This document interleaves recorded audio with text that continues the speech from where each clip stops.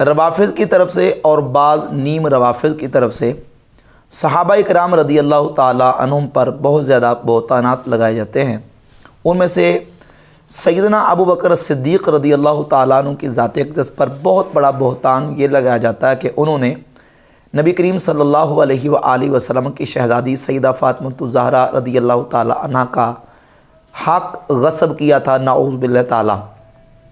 ان کے پاس جو باغ فدق تھا ان کی ملکیت میں، اور نبی علیہ الصلوۃ والسلام نے ان کو ہبہ کر دیا تھا، اور نبی علیہ الصلوۃ والسلام نے ان کو تحفتاً گفٹ دے دیا تھا، اور ابو بکر صدیق نے اپنے دور خلافت میں اس پر قبضہ کر لیا اور قبضہ کر اس کو غصب کر لیا تھا۔ یہ روافض کی طرف سے ایک منفی پراپوگنڈا اور بہتان لگایا جاتا ہے، پراپوگنڈا کیا جاتا ہے۔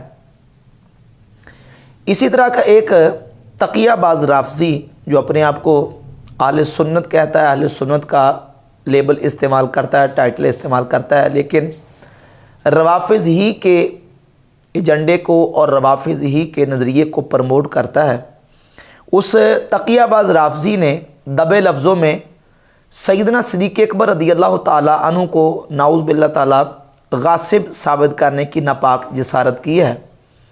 اپنے طور پر یہ کہا کہ میں ایک نیوٹرل ہو کے عرض فدق کا، باغ فدق کا مقدمہ وہ قرآن مجید کی بارگاہ میں پیش کروں گا، اور قرآن مجید سے اس کا حال لیتے ہیں کہ قرآن مجید اس کا کیا حال بیان کرتا ہے۔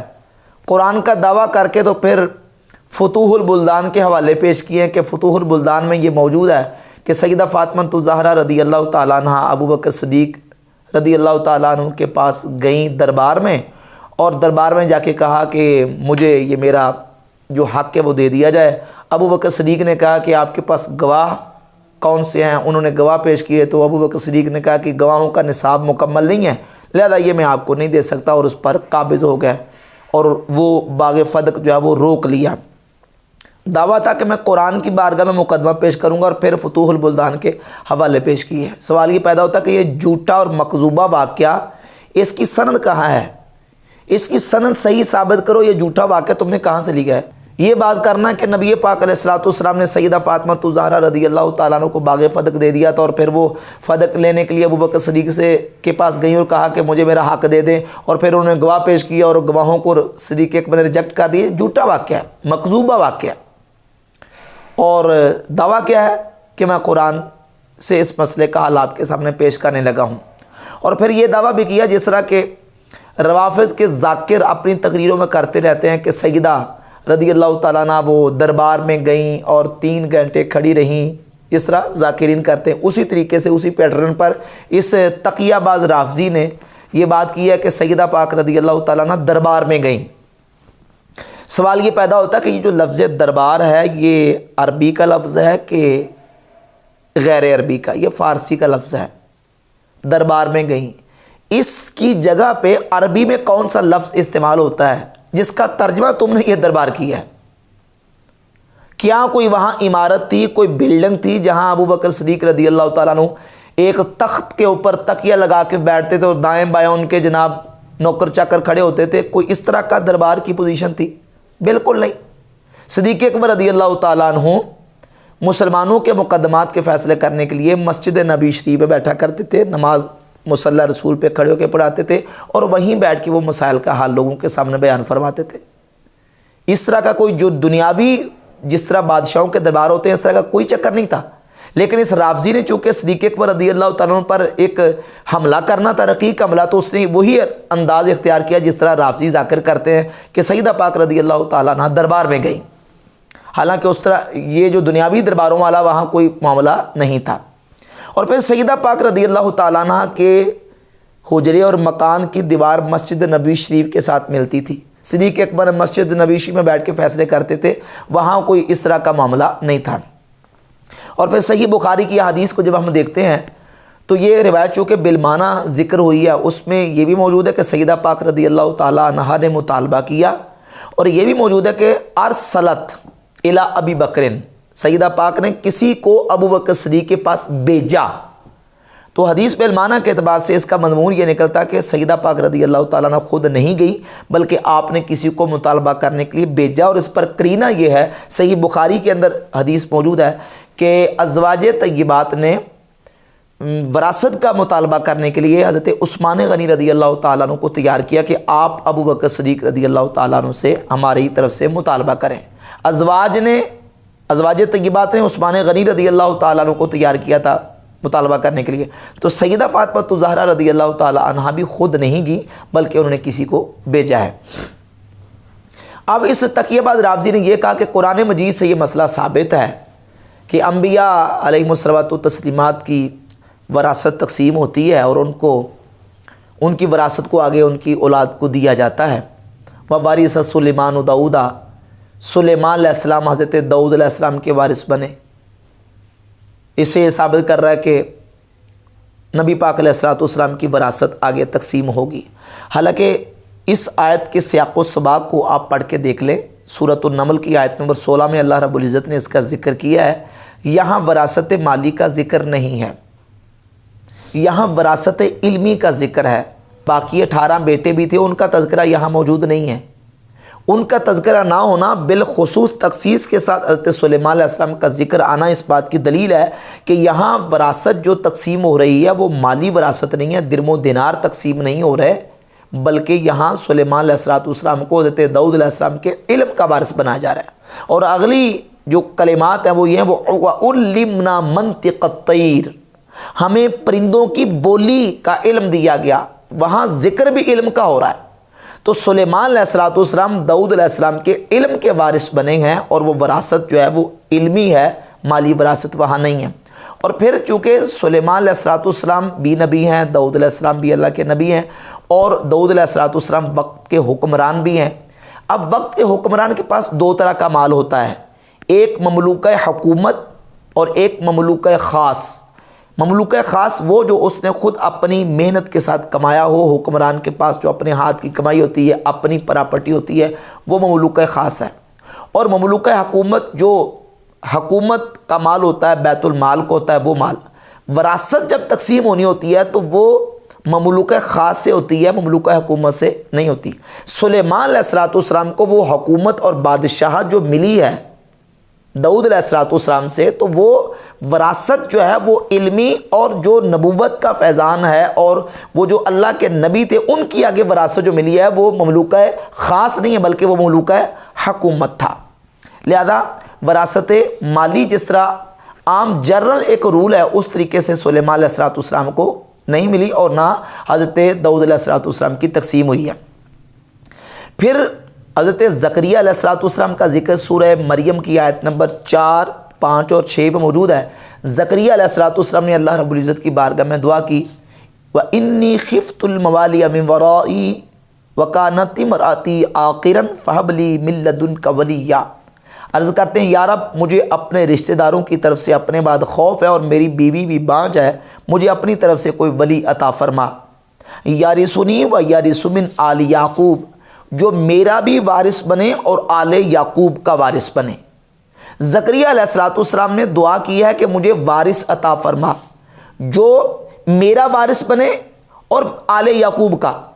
اب اگر یہاں وراثت مالی مقصود اور مراد تھی تو پھر تو حضرت یحییٰ علیہ السلام جو زکریا علیہ السلام کے بیٹے ہیں وہ حضرت زکریا علیہ السلام کے مال کے وارث بنے، جبکہ وہ یہ کہہ رہے ہیں کہ میرا ہی نہیں صرف بلکہ میرا بھی اور آل یعقوب کا۔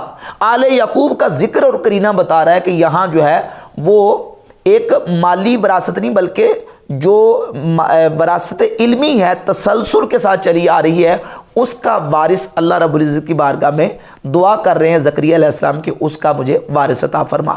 اور پھر جب وارث آ گیا، اللہ رب العزت نے یحییٰ علیہ السلام کو علم عطا فرمایا، کتاب عطا فرمائی، تو اللہ رب العزت نے یحییٰ علیہ السلام کو حکم دیا، یا یحییٰ خذ الکتاب بقوہ۔ زکریا علیہ السلام کے وارث یحییٰ علیہ السلام کو یہ نہیں کہا کہ خذ المال بالقوہ، مال کو جو تمہیں اپنے والد سے وراثت پہنچا اس کو مضبوطی سے پکڑ لو۔ یہ فرمایا گیا خذ الکتاب بقوہ، آپ مضبوطی کے ساتھ اس کتاب کو پکڑ لیں جو ان کو اللہ رب العزت نے عطا فرمائی تھی۔ اور پھر حضرت زکریا علیہ السلام نے جو خوف کیا ہے اپنے بڑھاپے کی عمر میں، کیا اللہ کے نبی سے یہ متصور ہو سکتا کہ اللہ کے نبی کو بعد میں یہ خوف ہو کہ جب میں دنیا سے چلا جاؤں گا تو میں نے جو مال کمایا ہے، میرے پاس مال موجود ہے، یہ مال میرے پیچھے رشتہ دار اس کو خراب کر دیں گے یا قبضہ کر لیں گے؟ کیا انبیاء علیہم الصلوات و تسلیمات کی بارگاہ میں یہ تصور کیا جا سکتا ہے کہ ان کو دنیا کے مال کی فکر پڑی رہے؟ انی خفت الموالی من ورائی، زکریا علیہ السلام کا یہ کہنا کہ میرے بعد مجھے اپنے رشتہ داروں سے ڈر ہے، کس بات کا؟ کہ وہ جو وراثت علمی ہے وہ اس کو قائم نہیں رکھ سکیں گے، لہذا یا اللہ تو مجھے اس وراثت علمی کا وارث عطا فرما تاکہ وہ میرا وارث بنے اور یہ سلسلہ علم کا آگے جاری و ساری رہے۔ تو ان آیات سے وراثت علمی کا ذکر تو ملتا ہے، وراثت مالی کی تقسیم کا ذکر نہیں ملتا۔ اور پھر قرآن مجید میں جہاں وراثت کے عمومی مسائل اور احکام بیان کیے گئے ہیں، ان آیات میں جو مخاطب ہے وہ نبی کریم علیہ الصلوۃ والسلام کی امت ہے، اس میں امتی مخاطب ہیں، انبیاء علیہ الصلوۃ والتسلیمات مخاطب نہیں ہیں۔ اس میں مخاطب مجمل ہے، اور اس مجمل مخاطب کی تفصیل جو ہے، اس اجمال کی تخصیص جو ہے، اللہ رب العزت جل شانہ نے جو وراثت کے مسائل اور احکام بیان کیے ہیں، سیدنا ابوبکر صدیق رضی اللہ تعالیٰ عنہ نے حدیث بیان کی جو کہ اہل سنت کی کتابوں میں اور اہل تشیع دونوں کی کتابوں میں موجود ہے۔ امام جعفر صادق رضی اللہ تعالیٰ عنہ سے الاصول من الکافی کے اندر اور صحیح بخاری کے اندر یہ حدیث موجود ہے کہ نبی پاک صلی اللہ تعالیٰ علیہ وآلہ وسلم نے فرمایا کہ انبیاء علیہم الصلوۃ والتسلیمات اپنی وراثت میں درم و دینار چھوڑ کے نہیں جاتے بلکہ وہ علم چھوڑ کے جاتے ہیں۔ اب اس حدیث نے اس اجمال کی وضاحت کر دی کہ یہاں مخاطب نبی نہیں ہے بلکہ مخاطب کون ہے؟ امتی ہے۔ اس طرح قرآن مجید میں حکم ہے فَانْكِحُوا مَا طَابَ لَكُم مِّنَ النِّسَاءِ مَثْنَىٰ وَثُلَاثَ وَرُبَاع، تم نکاح کرو جو تمہیں عورتیں پسند آ جائیں، 2 2 3 3 4 4۔ اب یہ 4 تک کا جو اجازت اللہ رب العزت نے 4 تک کی اجازت دی ہے، یہ امتیوں کو اجازت ہے۔ اس آیت کا مخاطب نبی ہے ہی نہیں، یعنی یہ جو آیت ہے اس میں خطاب ما طاب لکم، قوم ضمیر کا مخاطب امت ہے، نبی کریم علیہ الصلوۃ والسلام اس کے مخاطب نہیں ہے۔ اسی طرح جو آیات وراثت عمومی آیات ہیں جس میں عمومی احکامات بیان کیے گئے ہیں، ان میں انبیاء مخاطب نہیں بلکہ امتی مخاطب ہے۔ اور پھر اس تقیہ باز رافضی نے یہ کہا کہ ابوبکر صدیق رضی اللہ تعالیٰ عنہ نے خبر واحد سے استدلال کیا ہے، جبکہ قرآن مجید سے وراثت کا ثبوت ملتا ہے، جبکہ حقیقت یہ ہے کہ یہ جو حدیث ہے کہ انبیاء کی مالی وراثت تقسیم نہیں ہوتی، یہ خبر واحد ہے ہی نہیں، یہ خبر متواتر ہے۔ 10 کم از کم صحابہ ایسے ہیں جو اس حدیث کو بیان کر رہے ہیں اور اس کو روایت کرتے ہیں، اس کی تصدیق کرتے ہیں۔ سیدنا ابوبکر صدیق، عمر فاروق، عثمان غنی، مولا علی، حضرت سیدنا سعد، عبد الرحمن بن عوف، حضرت زبیر اور حضرت ابو ہریرہ، حضرت سیدنا عباس، حضرت اما عائشہ صدیقہ رضی اللہ تعالیٰ عنہ، دیگر 10 صحابہ کرام رضی اللہ تعالیٰ عنہ اس حدیث کے راوی ہیں، اس کی تصدیق کرنے والے ہیں۔ تو یہ خبر واحد ہے نہیں، اور اگر خبر واحد ہو بھی تو تب بھی جو احناف کا اصول ہے کہ عام کی تخصیص خبر واحد سے نہیں ہو سکتی، وہ اس عام کی بات ہے جو لم یخص عنہ البعض ہو۔ عام کی 2 قسمیں ہیں، عام خص عنہ البعض اور عام لم یخص عنہ البعض۔ عام کی ایک قسم وہ ہے جس میں سے بعض افراد کو خاص نہ کیا گیا ہو، اور دوسری وہ قسم ہے کہ جس میں سے بعض افراد کو خاص کر لیا گیا ہو۔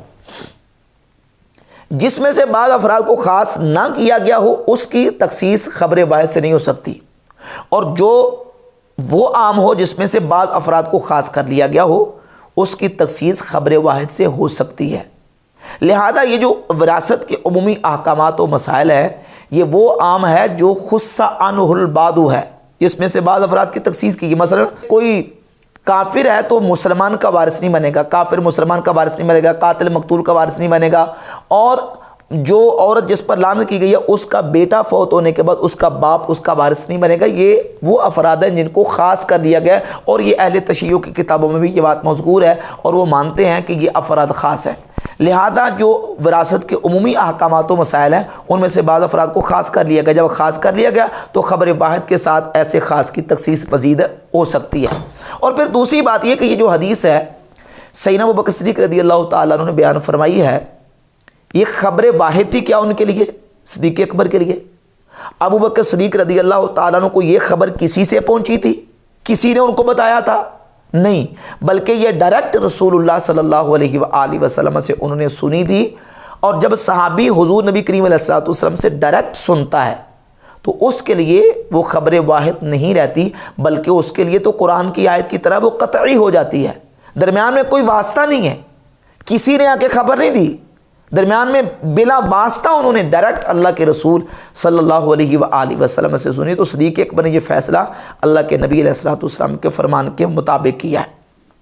خبر واحد والی بات بھی اس نے ایک دھوکہ دینے کی رافضی نے کوشش کی ہے، اور پھر یہ کہا ہے کہ قرآن مجید میں اللہ تبارک و تعالیٰ نے نبی کریم علیہ الصلوۃ والسلام کی جو بیویوں کے گھر ہیں ان کو نبی علیہ السلام کی طرف منسوب کیا ہے، بیوت النبی قرآن نے ان کو کہا ہے، تو وہ تو نبی علیہ الصلوۃ والسلام کے گھر تھے۔ جب آپ علیہ الصلوۃ والسلام کے گھر تھے تو پھر وہ نبی علیہ الصلوۃ والسلام کی بیویوں کو وراثت کے طور پر دیے گئے۔ جب بیویوں کو وراثت دی جا سکتی ہے تو پھر سیدہ فاطمہ الزہرا رضی اللہ تعالیٰ عنہ کو وراثت کیوں نہیں دی جا سکتی؟ تو اس کے جواب میں قرآن مجید کی آیت کا ہی حوالہ دوں گا۔ اللہ تبارک و تعالیٰ نے قرآن مجید میں ان گھروں کو نبی کریم علیہ الصلوۃ والسلام کی بیویوں کی طرف بھی منسوب کیا ہے۔ وَقَرْنَ فِي بُيُوتِكُنَّ وَلَا تَبَرَّجْنَ تَبَرُّجَ الْجَاهِلِيَّةِ الْأُولَىٰ، اے نبی کی بیویوں اپنے گھروں میں ٹھہری رہو۔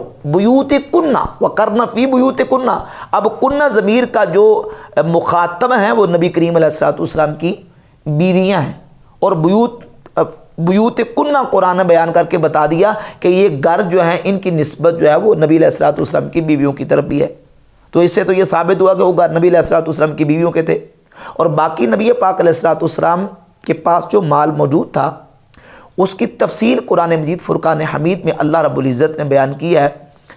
وہ مال جو مال فے تھا، اب یہ رافضی نے یہ تو کہہ دیا کہ نبی علیہ الصلوۃ والسلام کا وہ خاص طور پہ مال تھا، یہ نہیں بتایا کہ نبی علیہ الصلوۃ والسلام کو اللہ رب العزت نے کن مصارف پہ ان کو خرچ کرنے کا حکم دیا۔ تو اس سلسلہ میں قرآن مجید فرقان حمید کی سورۃ الحشر کی آیت نمبر 6، 7 اور 8 اور 9 میں اللہ تبارک و تعالیٰ نے اس کی پوری مکمل تفصیل بیان کی ہے۔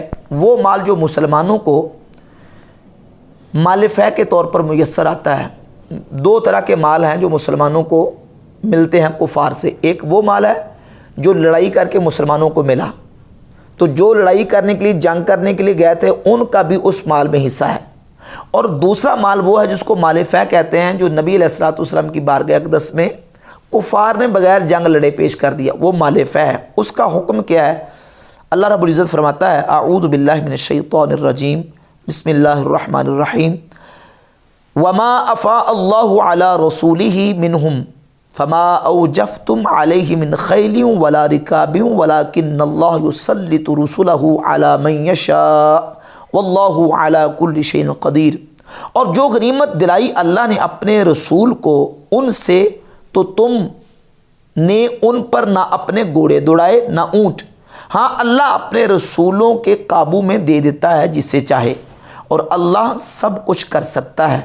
ما افاء اللہ علی رسولہ من اہل القری فللہ وللرسول ولذی القربى والیتامى والمساکین وابن السبیل کی لا یکون دولۃ بین الاغنیاء منکم۔ جو غنیمت دلائی اللہ نے اپنے رسول کو شہر والوں سے، وہ اللہ اور رسول کی ہے، اور رشتہ داروں اور یتیموں اور مسکینوں اور مسافروں کے لیے، کہ تمہارے اغنیاء کا مال نہ ہو جائے۔ وما آتاکم الرسول فخذوہ وما نہاکم عنہ فانتہوا، اور جو کچھ تمہیں رسول عطا فرمائیں وہ لو، اور جس سے منع فرمائیں باز رہو۔ آگے اللہ رب العزت نے اگلی آیت میں للفقراء المہاجرین کا ذکر کیا کہ یہ جو مال ہے مال فے، یہ رسول کو اللہ رب العزت نے عطا کیا ہے، تو رسول نے اس مال کو کن مقامات پہ خرچ کرنا ہے؟ اللہ کے لیے، یہ مال رسول اللہ کے لیے ہے، رسول کے قریبیوں کے لیے ہے، یہ مسکینوں کے لیے ہے، مسافروں کے لیے ہے، جو مہاجر فقراء ہیں ان کے لیے ہے، یہ انصار کے لیے ہے۔ اس کے مصارف اللہ تبارک و تعالیٰ نے تفصیل کے ساتھ سورۃ الحشر کی آیت نمبر 6، 7، 8، 9 میں بیان فرما دی کہ ان مصارف پہ رسول اللہ صلی اللہ علیہ وسلم نے اس مال کو خرچ کرنا ہے، اور نبی پاک علیہ الصلوۃ والسلام اس مال کو اسی طریقے سے خرچ کرتے رہے۔ اب چونکہ وقت کے حاکم کو اور مسلمانوں کے جو سرپرست ہیں ان کو حکم ہے، رسول اللہ صلی اللہ علیہ وسلم چونکہ اس وقت مسلمانوں کے سرپرست ہیں، ان کو حکم ہے کہ اس مال کو آپ نے اس طریقے سے خرچ کرنا ہے۔ رسول پاک علیہ الصلوۃ والسلام کی وصال اقدس کے بعد سیدنا ابوبکر صدیق رضی اللہ تعالیٰ عنہ حضور کے خلیفہ بنے، تو انہوں نے اسی طریقے سے اس مال کو خرچ کیا جس طرح نبی پاک علیہ الصلوۃ والسلام خرچ فرمایا کرتے تھے، اور اسی سنت کے مطابق انہوں نے عمل کیا جس کا اظہار اور جس کی گواہی مولا علی رضی اللہ تعالیٰ عنہ نے دی۔ مسند احمد ابن حنبل میں 1058 اور 1062 نمبر حدیث ہے کہ مولا علی رضی اللہ تعالیٰ عنہ فرماتے ہیں کہ نبی کریم علیہ الصلوۃ والسلام کے وصال اقدس کے بعد ابوبکر صدیق حضور کے خلیفہ بنے، اور انہوں نے اسی طریقے سے عمل کیا ہے جس طرح اللہ کے رسول نے عمل کیا، حضور کی سنت کے مطابق عمل کیا۔ پھر حضرت عمر فاروق رضی اللہ تعالیٰ عنہ خلیفہ بنے تو انہوں نے حضور کی سنت کے مطابق عمل کیا ہے۔ تو بحمد تعالیٰ خلفائے راشدین ابوبکر عمر رضی اللہ تعالیٰ عنہما نے نبی پاک علیہ الصلوۃ والسلام کی سنت کے مطابق عمل کیا، اور پھر وہ جو مال فیض تھا، بعض جو صدقات کے مال تھے، وہ سیدنا عمر فاروق رضی اللہ تعالیٰ عنہ نے اپنے دور خلافت میں حضرت علی رضی اللہ تعالیٰ عنہ کے سپرد کر دیے۔ صحیح بخاری کے اندر حدیث نمبر 7305 موجود ہے۔ سیدنا مولا علی رضی اللہ تعالیٰ عنہ کو حضرت عمر رضی اللہ تعالیٰ عنہ نے وہ مال ان کے سپرد کر دیے کہ آپ نے اس کا انتظام چلانا ہے، اور صحیح بخاری میں 4034 نمبر حدیث ہے، فقانت حاضر صدقہ تو بید علی، یہ صدقہ مولا علی کے ہاتھ میں تھا، پھر اس کے بعد مولا علی کے بعد حضرت امام حسن مجتبیٰ کے پاس، حضرت حسن مجتبیٰ کے بعد امام حسین کے پاس، پھر امام زین العابدین کے پاس، پھر حضرت حسن بن حسن کے پاس، اور پھر یہ حضرت زید بن حسن کے پاس۔ یہ صدقہ کا جو مال تھا وہ اسی طریقے سے چلتا رہا۔